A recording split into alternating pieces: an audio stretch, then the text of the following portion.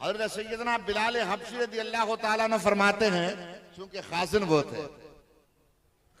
थे, फरमाते जो माल आता सुबह को आता, रात नहीं होने देते थे आप। अब उसके बाद अगर कोई हाजतमंद आया तो आप मना नहीं फरमाते, मुझसे कह दे बिलाल जाओ इसको कर्ज लेके दे दो। तो कर्ज कभी कहां से। बोला एक दिन ऐसा हुआ कि एक काफिर था, दुकानदार था, उसने मुझसे कहा कि बिलाल आपको बहुत जरूरत पड़ती है कर्ज लेने की, हमें पता है कि तुम्हारा नबी तुम्हें हुक्म देता है सल्लल्लाहु अलैहि वसल्लम, तो मेरे पास माल बहुत होता है, मुझसे ले लिया करें। मैंने कहा ठीक है, वक्त होगा तो अदा करते रहेंगे हम, वक्त पे जो टाइम मुकर्रर हो। कहते हैं कि मैं लेता रहा। एक दिन ऐसा हुआ कि अभी वक्त नहीं आया था, कुछ दिन बाकी थे, कि वो मुशरिक चंद आदमियों के साथ गुजर रहा था और उसने मुझे, चूंकि काफिर था ना, तो उसने जो है ना मुझे नाम लेकर कहा बिलाल, बल्कि सख्त अल्फाज का है,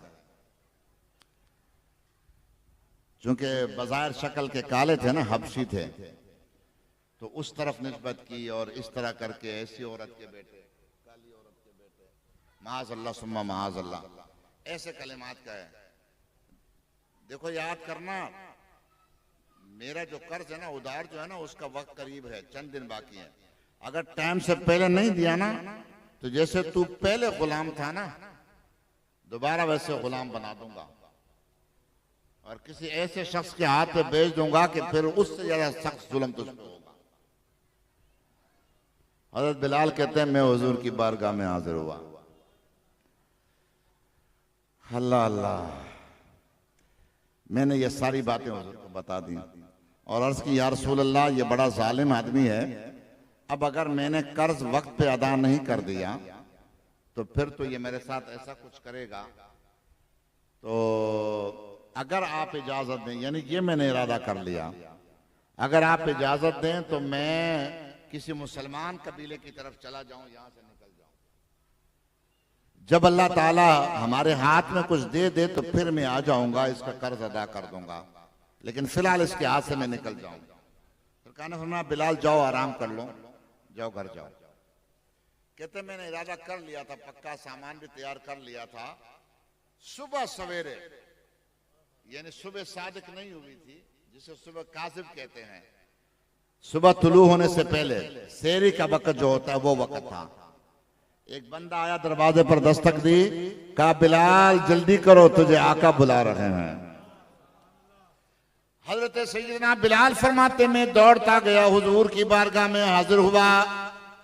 मैंने देखा दरवाजे पर 4 ऊंट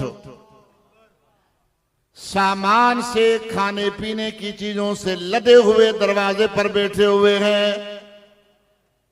मैं डायरेक्ट अंदर गया, सलाम अर्ज किया, फरमाया बिलाल आ गए। मैंने कहा जी हुजूर आपने हुक्म फरमाया। फरमाया बाहर देखे होंगे ना 4 ऊंट जो बैठे हुए हैं और सामान से लदे हुए हैं। मैंने कहा जी हुजूर देखे तो हैं। फरमाया बिलाल ये तेरे हैं, जाओ कर्ज अदा कर दो। ये फदक के हाकिम ने तोहफे में मेरे पास भेजे हैं और अभी अभी पहुंचे हैं। बिलाल जाओ कर्ज अदा कर लो और जो माल बचे वो मिस्कीनों में, गरीबों में तकसीम कर देना। ये नहीं कि बाकी ले आना। अब देखो ना, ये भी एक तरीका है ना, कर्ज अदा कर दो बाकी रख लो, चलें अपने लिए ना सही, कभी हाजतमंद आ जाएगा उसको दे देंगे, जरूरत पेश आ जाएगी, ठीक है ना, ये भी एक जायज तरीका है। लेकिन नहीं, फौरन तकसीम कर दो सारा माल।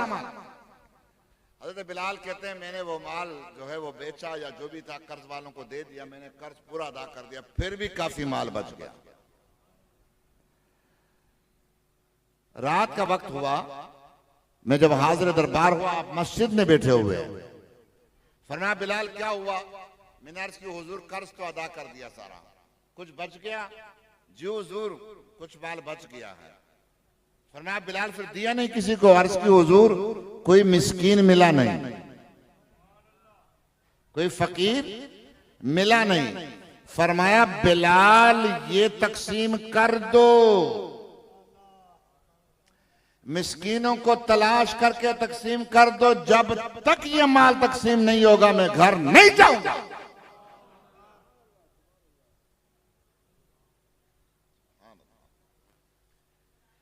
मैं घर में ऐसी कोई एक रात भी नहीं गुजारूंगा कि मेरे घर में कोई माल रखा हुआ हो। फरमाते हैं वो रात आप मस्जिद में रहे, मस्जिद नबवी शरीफ में रहे, हुजरे मुबारका में नहीं गए, घर तशरीफ नहीं ले गए, दूसरे दिन भी आप मस्जिद शरीफ में रहे, इशा के वक्त में हाजिर हुआ, दिन को तो हाजिर होता रहा नमाजों में, इशा में जब हाजिर हुआ, इशा की नमाज आपने पढ़ाई, फरमाया बिलाल क्या हुआ उस माल का, अर्ज की हुजूर तकसीम कर दिया है। फिर आपने अल्लाह का शुक्र अदा किया, उसके बाद घर तशरीफ ले गए। एक मरतबा आप असर की नमाज पढ़ाई आपने, बुखारी शरीफ में मौजूद है, मैंने चंद दिन पहले अपने वो तलबा को भी हदीस पढ़ाई है। आप असर की नमाज पढ़ाई, जैसे सलाम फेरा जल्दी से उठ के और सफों को चीरते हुए घर की तरफ तशरीफ ले गए। सहाबा भी बड़े हैरान हो गए, क्योंकि इससे पहले कभी इस तरह नहीं हुआ था, और परेशान भी हो गए, क्या कोई ऐसा वाकया हुआ। थोड़ी देर के बाद सरकार वापस तशरीफ लाया, फरमाया तुम परेशान और हैरान हो गए, परेशान होने की जरूरत नहीं है, मुझे याद आया कि सोने का एक टुकड़ा मेरे घर में रखा हुआ था, मैंने कहा वो जल्दी में घर में कह दो कि ये किसी मिस्कीन को दे दो, रात तक मेरे घर में न रहे।